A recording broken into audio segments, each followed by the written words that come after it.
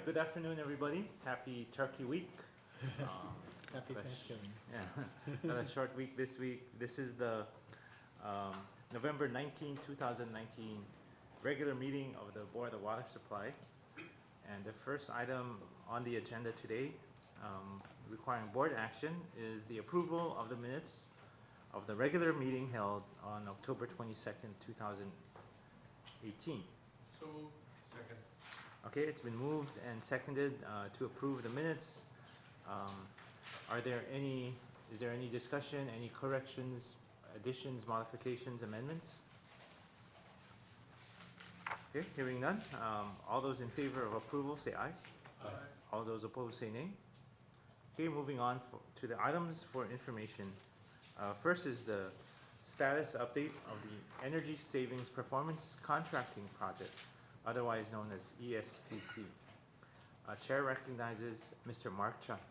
By the way, board members, Mark Chun is the city manager of the year for this year for the whole city and county employment.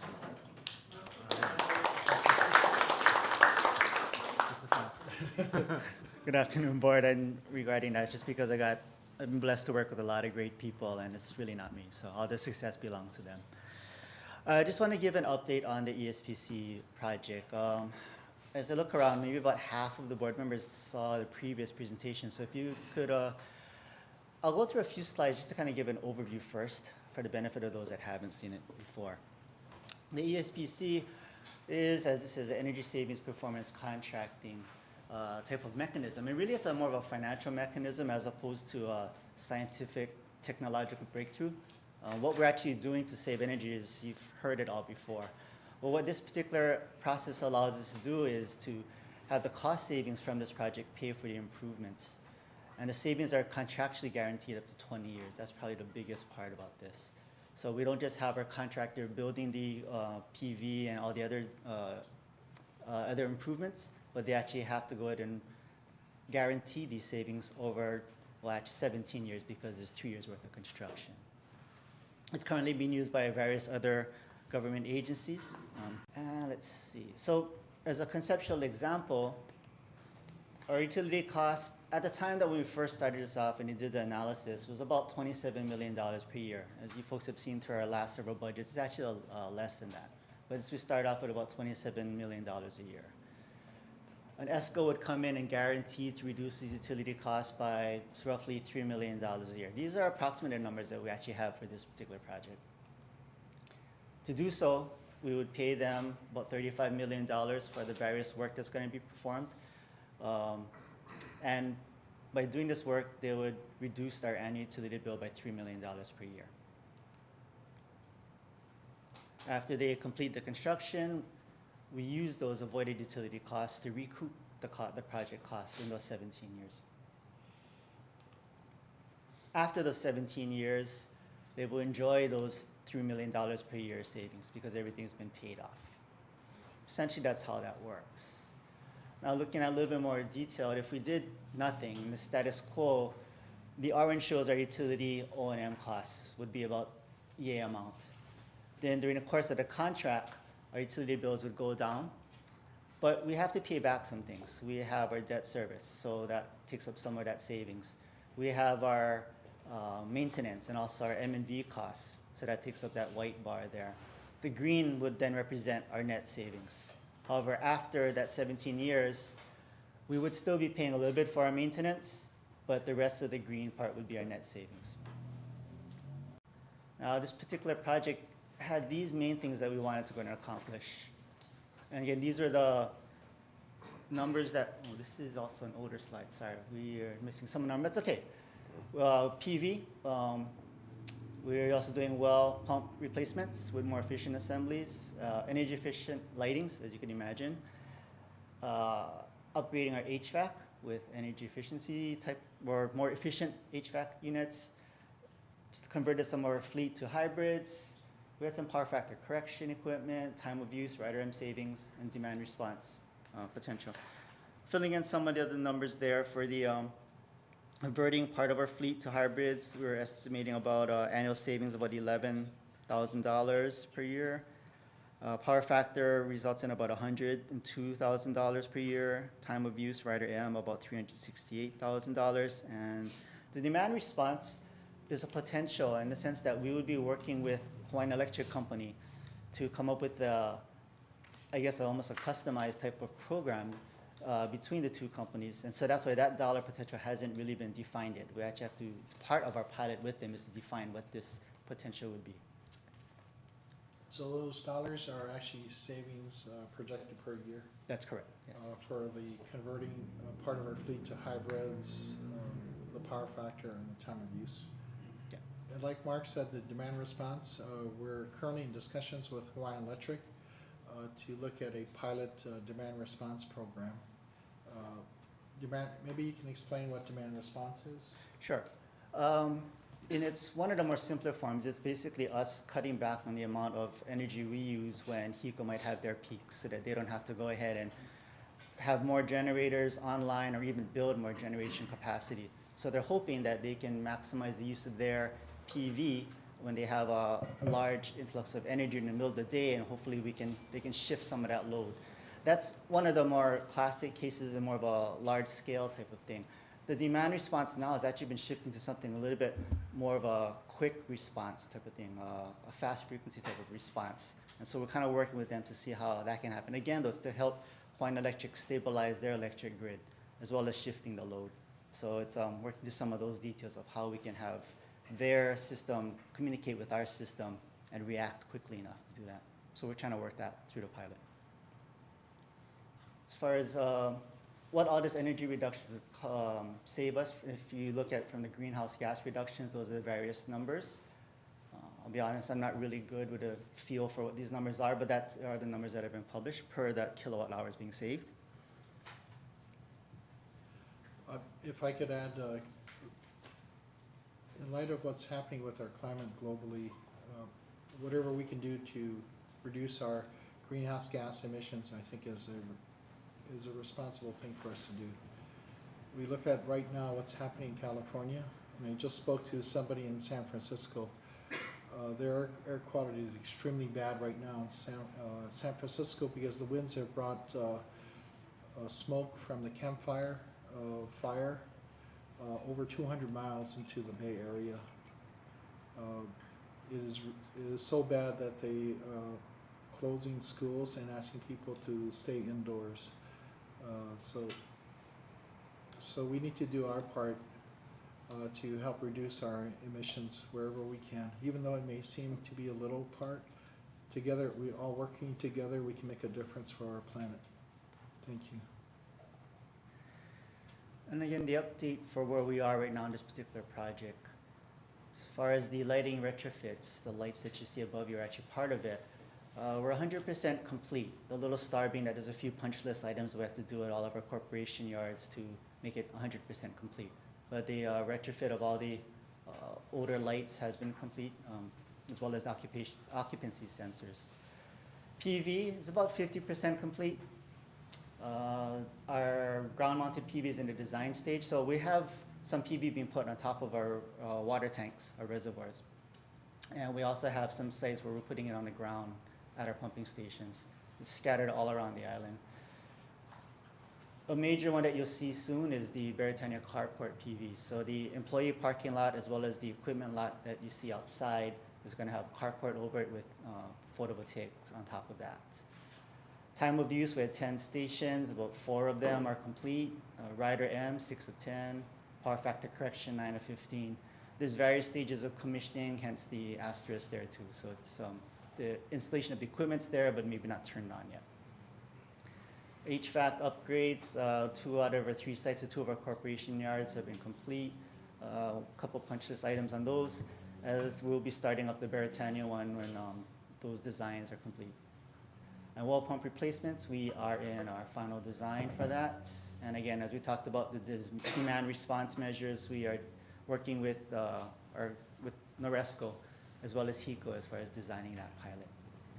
Mark, before you change page, Sure. you know the Beretania Carport PV? Yes, sir. As I look at it, just the sketch that you had in here, they cover footprints of where buildings will hopefully go when we redevelop that part of the campus? Would you envision those PVs are gonna end up on the roof of the building? Potentially, yeah. Or also be relocated to some of our other base yards. So I kind of wrestled with that. Should we wait until there possibly might be a development coming up in our open parking lot? Or move now to try to reduce how much energy costs now and take advantage of this window of time, maybe 5 to 7 years before the construction might start or out there. So we decided that the PV, I think the return on investment was about 9 years. Actually, it was a little less Was than it that. It little less? is, I want to say it was about 7 years, 7 to 8 years. Yeah, so invest and buy the equipment now, install it and start generating renewable energy on the site. And at the time of development, if that comes true, then we can relocate either onto the project or at other locations. Okay, thanks. Thanks. And that's just pretty much what I have for the update.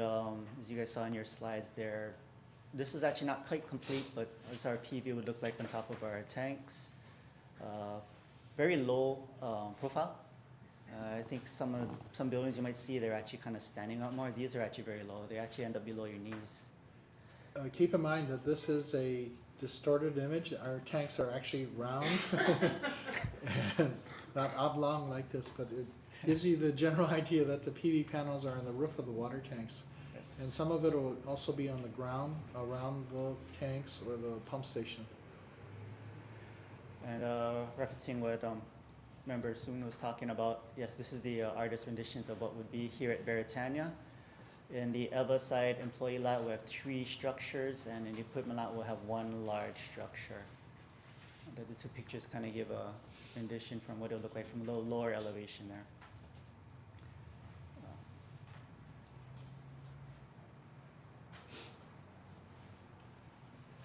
And that actually would be my update. Question? Sure. It's okay? Yeah. Mark, when you gave us the conceptual example, I realized that was conceptual in the Sure. beginning. But you had a savings of $3 million a year, recouping our costs after 17 years. Yes. And in the follow-up, the next one, a couple pages later, you had actual savings that are being enjoyed right now. I'm not sure if they're actually being enjoyed right now, but photovoltaic, et cetera. And that comes out to more like 8 million in savings. Actually, Mark, if you go back to that slide, Sure. please. Make sure I'm looking at the right slide. Yeah, there is also. a little confusion there, but Yeah. that's kilowatt hours saved per Oh, that's year. kilowatt hours? Yeah. Yeah, Yeah. I'm sorry, yeah. Oh, I'm sorry. And AC stands for alternating current, so the Okay. PV systems produce DC current, and then using the inverter converts it to AC. But Mark was actually for the hybrid fleet, the power factor, time of use, and the DR to be determined. He was projecting dollar savings per year, so. That's correct. Okay. Yeah, I apologize. That particular slide the updated version didn't end up. I guess what I would like is the next time you give us an update, Sure. you know the slide where you have conceptual example? Yes. That was really nice and simple. Okay. Can you update that to actual savings? Sure. So that, because I think the 17 years will move. Okay. Hopefully it'll get shorter. Depending just on the don't want it price to of get longer. electricity. Of Yeah. course, yeah. Yeah. Yeah, you were kind of hedging that the cost of electricity won't necessarily go down, and that's kind of tied to oil. That's one of the things about these ESPC projects. You have to kind of project what the cost of electricity is going to be over a long period of time. So you're making a long-term projection. I have no problem with that. I just want to know what actuals are. Sure. Of Yeah, course. we can Yes, do sir. that. Thanks. Thank you. Yeah. Jade? You know, you guys did the lighting retrofit, so you guys been monitoring and. We're not quite at that stage yet of the M&V, so I just we did some general looks at what our accounts have been, the electrical accounts for the corporate yards. We see a general trend down, but I don't have enough information to tell you that absolutely it was the LEDs doing it. They were completed, depends on which yard you're talking about, maybe over the last half a year or year they've been finished, depending on which yard it was. So I don't quite have enough data to back I that just up. wanna know if it's, are you hitting the target or, the projected savings and Yeah. under lighting? hopefully we'll have that information next time I'm up here. Yes. So, your utility through Espc, is that the 3 million a year is, your, all that combined, no, go back. Oh, the other way? Go back, yeah. Sorry, okay, yes. All that put together? That's correct, yeah. It's a combined savings of $3 million, or combined savings from all of that ends up being about $3 million, yes. Okay.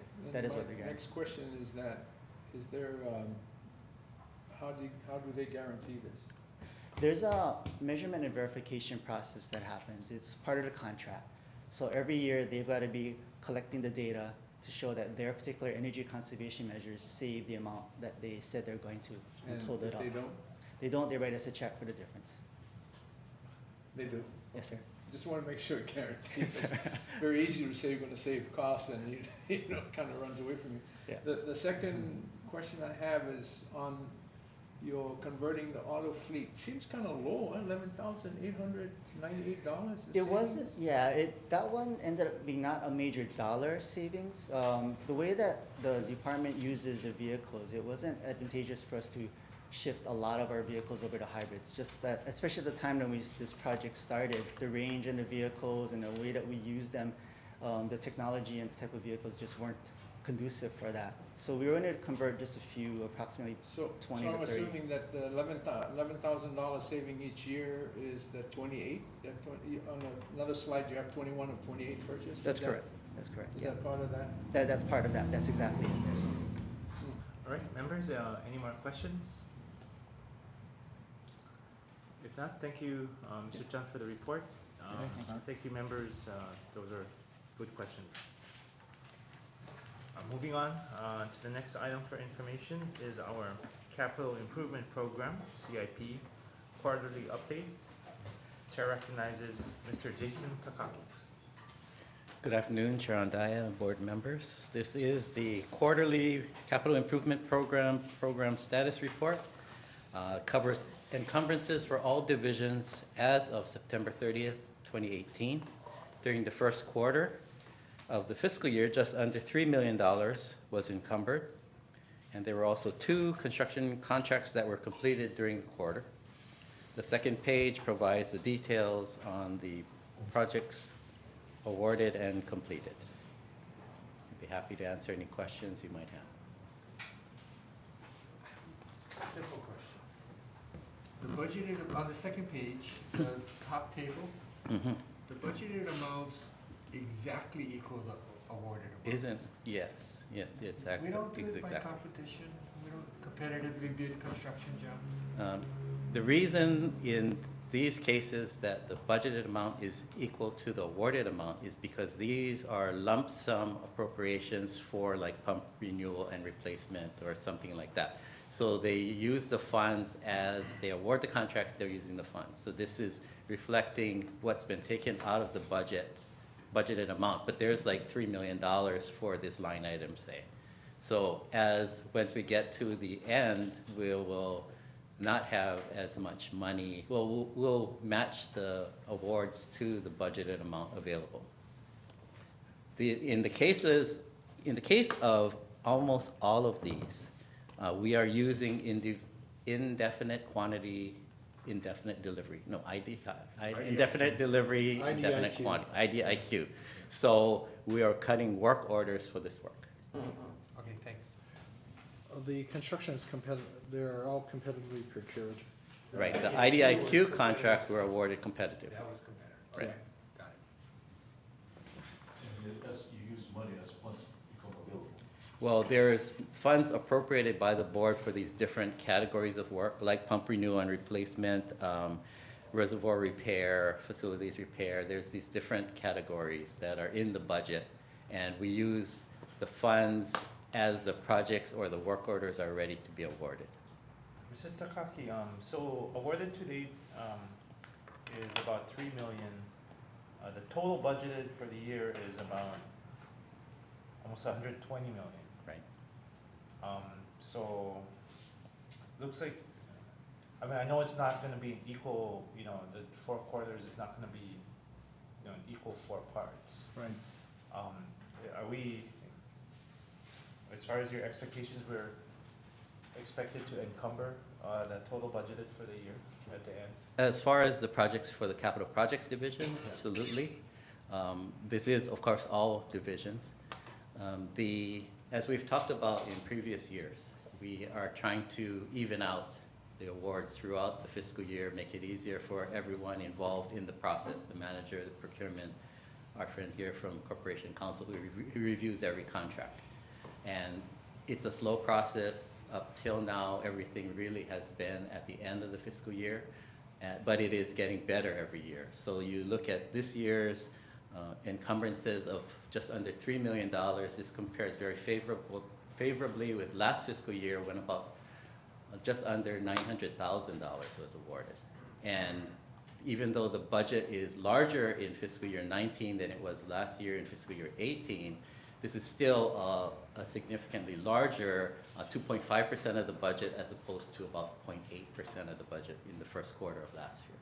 So it's getting better, but it's slow, right? Because the engineers, at least in our case, engineers working on the projects that they just completed in the last quarter, they're finishing those up in this quarter. So it's a process of moving things forward. But we were just talking this morning at our staff meeting about how we were planning on what projects we can target for first quarter of FY20.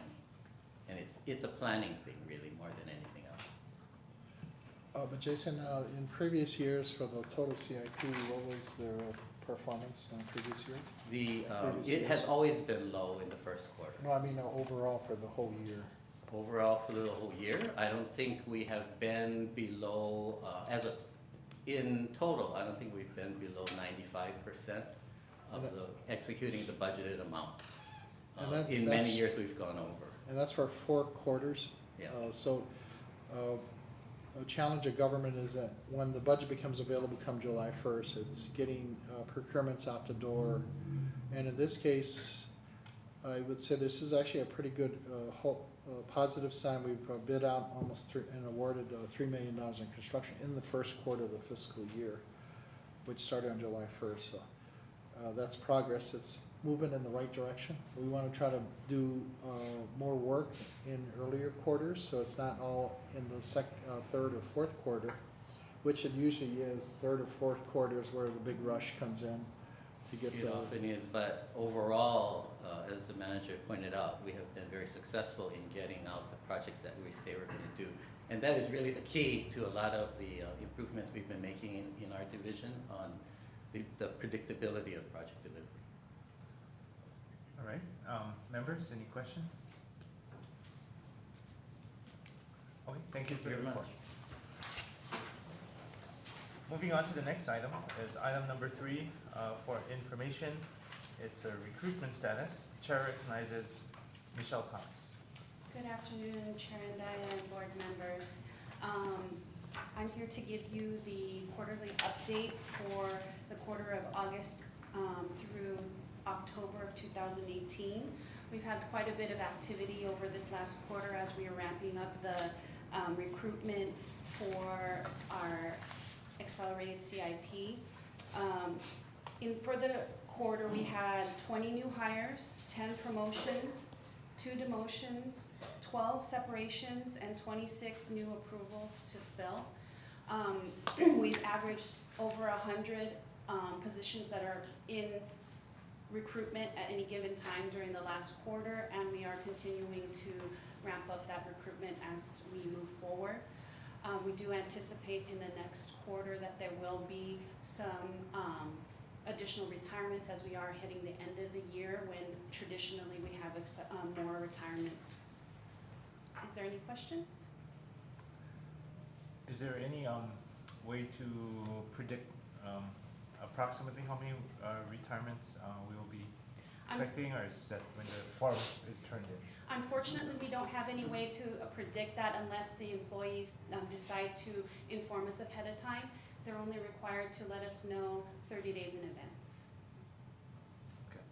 It usually works out where we get a notice from the employees' retirement system, a memo from them saying these employees have filed for retirement. Interesting. Yeah, but just keep in mind too that I think is it about 1/3 of our workforce is eligible to retire? That's why I asked. As of our last calculation on October 1st, it was about 20% that as of the October 1st, but we do know that it's accelerating as we go into the next few quarters, having more people who are eligible to retire. Yeah, it remains a challenge. Yeah. Members, any questions? All right, thank you for the report. Thank you. All right, moving on. Item number 4 is schedule of monthly board meetings for calendar year 2019. So at this time, if members, you could turn to item number 4 and take a note of the meeting schedule. This is an item for information, so we don't have to vote on it. I don't think we have to vote on this.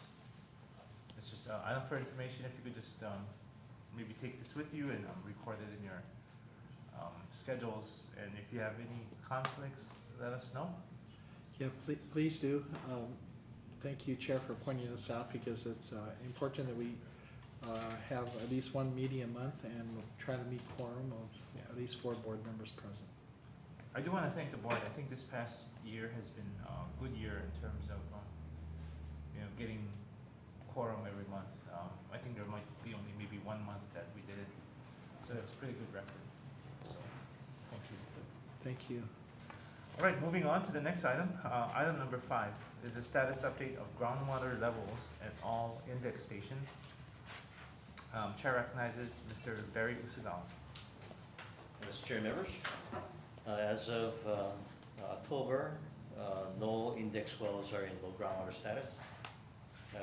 Potable production is 133 million gallons per day. That is about 7 MGD lower than the 5-year monthly average, and about 10 MGD less than last year at the same time. During the summer, we have usually higher production rates because of the high rainfall, 164% of normal in October, and on a 5-month average of 153%. Pumpage has been lower, and aquifer wellheads are high. For member sword information, the graphs, we have here 13 index wells around the island that measure water levels or head levels. The 3 red lines that are there are part of our low groundwater plan. The upper line is caution, the one in the middle is alert, the one on the bottom is critical. When 3 or more of these index wells get into the alert or critical stage, we can declare a low groundwater situation and request people to use less water. We need to, at that point, when there's a drought and water levels are low, we try to affect changes in behaviors on demand so that the pumpage doesn't decrease further and end up affecting these sources. So over time, while head levels do fluctuate, the general trend is level. We're not shrinking the aquifers. It is a renewable resource. So just wanted to point that out. And then the last page is, of course, the rainfall and the annual, the monthly production. So that's my report. Thank you, Barry. Members, any questions? Hearing none, we're going to move on to the last item for information. This is the water main repair report for October 2018. Chair recognizes Mr. Mike Fouquet. Chair, I'm we actually have Daniel Lee, who works with Mike in field operations, provide the report for this month. Daniel? Oh, welcome. Welcome. So following is the water main repair report for the month of October. We responded to 16 water main breaks. We also surveyed 15 miles of pipeline. Okay, 16, so that's down from 18 in September and down from 37 and 35 respectively in July and August. Mr. Lee, you got the easy month. Well, there was decreased pumping, so that helps out. Members, any questions? Thank you. Thank you. Thank you, Daniel. All right, we've got a short executive session. If we could get a motion to go into executive session? Second. All those in